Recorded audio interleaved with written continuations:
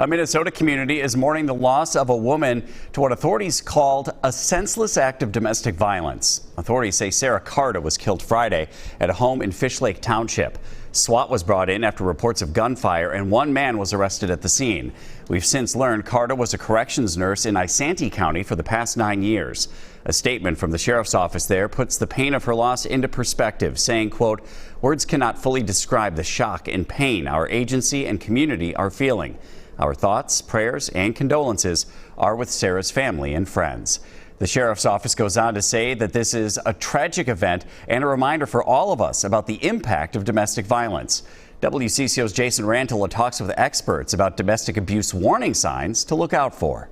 Was a nurse and a nurse tied to corrections. And I think that just shows that domestic violence does not discriminate. It can happen to anybody. Amadani Keefe is the executive director of the Domestic Abuse Project, which provides services like therapy for victims and families. She says domestic violence warning signs include a partner who isolates you, not letting you engage with friends or family, someone who puts you down, especially in front of other people. If they start to take away your capacity to make choices for yourself, your access to things that make you independent. Abusers do things to make you feel unsafe. Keefe says that can mean never touching or hurting you, but making you feel threatened just by the way they talk to you.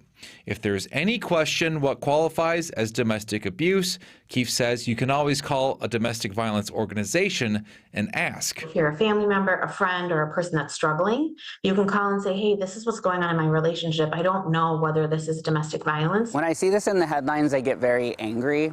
I'm mad that this keeps happening, that women keep dying. Jacob Husted with Women's Advocates, the first domestic violence shelter in the country, says change is needed culture-wide to stop domestic violence. So we need to start teaching young men and boys to have healthy relationships, what healthy relationships look like, and how to have good boundaries in those relationships. Because people violating those boundaries are really what ends in deadly violence against women. Jason Rantala, WCCO News. According to the National Coalition of Domestic Violence, 1 in 3 women have experienced some form of physical violence by an intimate partner. For men, 1 in 4.